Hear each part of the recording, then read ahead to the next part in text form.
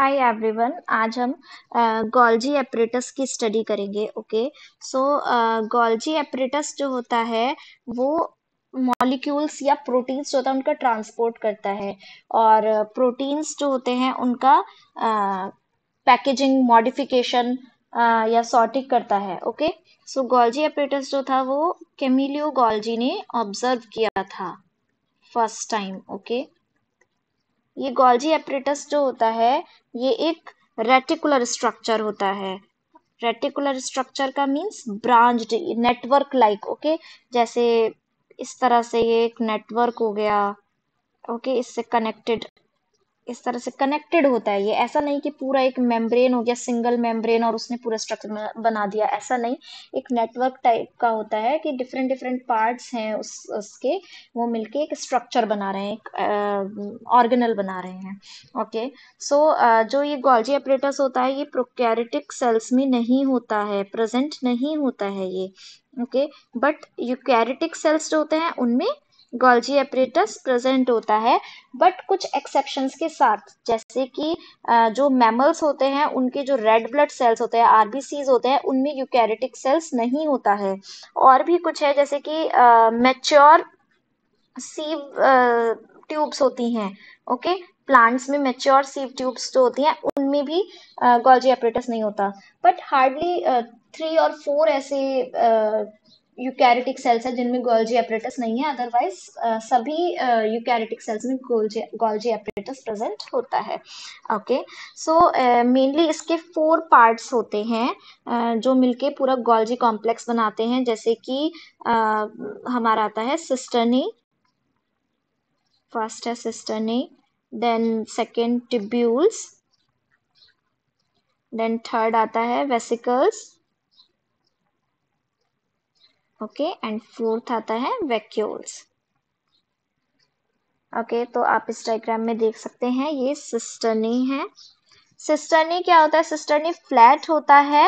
Okay, और ये भी कैसा स्ट्रक्चर होता है? एक ऐसे नेटवर्क टाइप होता है ये भी, जैसे कि स्टैक्ड होता है एक दूसरे पे। स्टैक्ड का मतलब ये ऐसे, जैसे मिलके ऐसे पूरा एक बन गया, फिर सेकंड बन गया। आप देख रहे हैं ना, ये फर्स्ट सेकंड थर्ड एक दूसरे पे स्टैक्ड है ये। ओके, तो सिस्टर्नी होता है। सिस्टर्नी का जो मेन फंक्शन होता है वो ये प्रेजेंट होता है कि जो ये कॉन्वेक्स सिस फेज में प्रेजेंट होते हैं ये सिस्टर्नी, यहाँ पे सारा क्या होता है? प्रोटीन का मॉडिफिकेशन होता है। जैसे कि एंडोप्लाज्मिक रेटिकुलम होता है, जब वहां पे प्रोटीन बनते हैं, सिंथेसिस होता है, क्योंकि एंडोप्लाज्मिक रेटिकुलम जो होता है उस पर राइबोसोम्स प्रेजेंट होते हैं। ओके, और वो क्या करते हैं? प्रोटीन की सिंथेसिस करते हैं। तो वहां से प्रोटीन जो है ट्रांसपोर्ट होता है, और कहाँ पे? सिस फेज में आता है। इन सिस्टर्नी के जो सिस फेज होता है वहां पे ये आता है। ओके, और वहां पे इसका मॉडिफिकेशन होता है, प्रोटीन का मॉडिफिकेशन होता है, उसके बाद ये ट्रांसपोर्ट होता है आगे। ठीक है, तो ये जो सिस है, ये सिस साइड जो हो गई, यहाँ पे हमारा सारा प्रोटीन मॉडिफिकेशन होता है। ओके ओके, सो सिस्टर्नी के बाद ट्यूब्यूल्स होते हैं। ट्यूब्यूल्स इस तरह से ये स्ट्रक्चर होता है, ये स्मॉल स्ट्रक्चर होते हैं ये भी, और ये हमारे उसके पेरीफेरी पे प्रेजेंट होते हैं। सिस्टर्नी जहाँ पे होती है उसकी पेरीफेरी पे प्रेजेंट होते हैं। ओके, उसी से अराइज होते हैं, क्योंकि ये, और ये भी साथ में कैसे होता है? इंटरकनेक्टिंग स्ट्रक्चर होते हैं। ओके, सो वेसिकल्स जो होती हैं वो क्या होती हैं? ये राउंडेड सैक स्ट्रक्चर होती है, राउंडेड होती हैं ये। ओके, और ये इस तरह से डायग्राम में आप देख सकते हैं, ये राउंडेड स्ट्रक्चर, ये वेसिकल्स हैं। ओके, नेक्स्ट इसके बाद आता है वैक्यूल्स। तो वैक्यूल्स जो होते हैं वो भी ऐसे ही राउंडेड स्ट्रक्चर होते हैं, लेकिन थोड़ा इनसे बड़े होते हैं वैक्यूल्स। ओके, और वैक्यूल्स ही जो होते हैं आगे चल के वो दूसरी ऑर्गेनल भी बनाते हैं, कभी कभी उसमें भी चेंज हो जाता है। सारे वेसिकल्स नहीं, बट हाँ, वेसिकल्स चेंज होके मॉडिफाई होते हैं, वो भी लेड ऑफ होते हैं, बडेड ऑफ होते हैं, सॉरी, और क्या बनाते हैं? लाइजोसोम बनाते हैं। ओके, सो ये सब स्ट्रक्चर आते हैं इसके 4: cisternae, tubules, vesicles and vacuoles.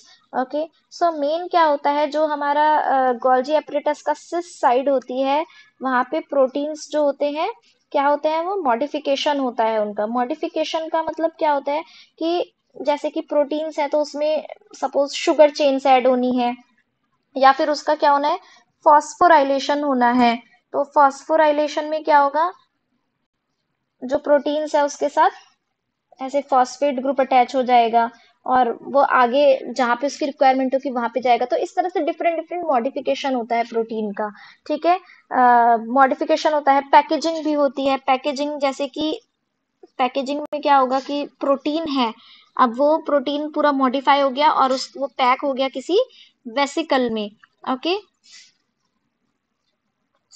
अब उसके बाद क्या होगा, जब वो इसी स्टेट में रहेगा जब तक कि उसको सेल सिग्नल नहीं मिलेगा, मतलब कहीं और से सिग्नल नहीं मिलेगा कि हाँ इस सेल की रिक्वायरमेंट कहीं और है, इसी सेल में है या इस सेल के बाहर कहीं उसकी रिक्वायरमेंट है। तो जब तक उसको सिग्नल नहीं मिलेगा आगे एक्शन के लिए, तब तक वो इस तरह से ऐसे पैकेज्ड फॉर्म में रहेगा। तो इस तरह से मॉडिफिकेशन, पैकेजिंग, ये सब हमारे गोल्जी एपरेटस में होती है। ओके, अब ये ट्रांसपोर्ट कहाँ से होंगे, ट्रांसपोर्ट ये होंगे ट्रांसफेज से। ओके, ये आप देख सकते हैं ट्रांसफेज, इसे हम मैच्योरिंग फेज बोलते हैं, क्योंकि यहीं से क्या होगा, जो हमारा प्रोटीन मॉडिफाइड पैकेज्ड हो गया है वो अब इस साइड से जो ट्रांसफेज है हमारे गोल्जी का, वहां से क्या होगा, उस सेल में अगर रिक्वायरमेंट है, सपोज एक सेल के अंदर ही रिक्वायरमेंट है तो वहां पे ट्रांसपोर्ट हो जाएगा उस मॉलिक्यूल का, या फिर सेल के बाहर है तो बाहर ट्रांसपोर्ट हो जाएगा मॉलिक्यूल का, प्रोटीन का, जो भी होगा। ओके, तो इस तरह से ट्रांसपोर्टेशन से ट्रांसफेज से होता है। और जितना मॉडिफिकेशन होगा हमारा, चेंज होगा, पैकेजिंग होगी, वो सिस साइड होती है। ओके, ये सब था हमारे गोल्जी एपरेटस के बारे में। लास्टली हम इनके फंक्शंस भी स्टडी कर लेते हैं। वैसे तो फंक्शंस क्लियर ही हैं, बट फिर भी सबसे फर्स्ट यही आता है, प्रोटीन मॉडिफिकेशन। ओके, जो प्रोटीन होते हैं उनको ये मॉडिफाई करता है, ओके, और फिर डिलीवर करता है दूसरी साइड पे विद इन सेल, या फिर सेल के बाहर भी क्या कर सकता है, उसको ट्रांसपोर्ट करता है। Okay, lipid synthesis, yes, lipids की सिंथेसिस में भी ये हेल्प करता है। प्रोटीन की सिंथेसिस तो एंडोप्लाज्मिक रेटिकुलम में होती है राइबोसोम से, जो कि एंडोप्लाज्मिक रेटिकुलम से प्रेजेंट होते हैं। ओके, बट ये लिपिड जो होते हैं, लिपिड भी बनाता है। एंडोप्लाज्मिक रेटिकुलम में भी लिपिड की सिंथेसिस होती है, बट गोल्जी भी लिपिड सिंथेसिस में हेल्प करता है। Okay, sorting and packaging, yes, तो पैकेजिंग भी होती है। वेसिकल्स जो होते हैं उनमें कोई मॉडिफाइड प्रोटीन है या कुछ है तो उसकी पैकेजिंग हो जाती है उस प्रोटीन की वेसिकल्स की फॉर्म में, वेसिकल्स के साथ। ओके, और लाइसोसोम, यस, जैसे मैंने बताया था कि जो वैक्यूल्स होते हैं, round structure, large round structure जो होते हैं, स्फेरिकल होते हैं। ओके, जो मैच्योरिंग फेज पे प्रेजेंट होते हैं, ये जो वैक्यूल्स होते हैं ये इस यहाँ पे प्रेजेंट होता है। ये आप देख रहे हैं डिस्चार्ज वेसिकल भी बोल देते हैं इनको, या वैक्यूल्स, इस तरह से ये ट्रांसफेज में होते हैं। ओके, तो ये यही वैक्यूल्स जो होते हैं ये लाइसोसोम भी बनाते हैं। ओके, ये कुछ इंपॉर्टेंट फंक्शंस हैं।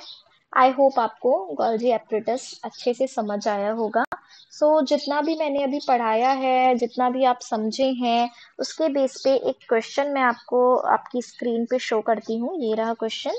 आप वीडियो को पॉज कीजिए और इस क्वेश्चन को अच्छे से पढ़िए, स्टडी कीजिए, अपना टाइम लीजिए और इसमें जो 4 ऑप्शन है उसमें से करेक्ट ऑप्शन चूज कीजिए, जिससे आपको समझ आए कि हाँ आपने कितना गोल्जी एपरेटस को अच्छे से लर्न किया है, अंडरस्टैंड किया है।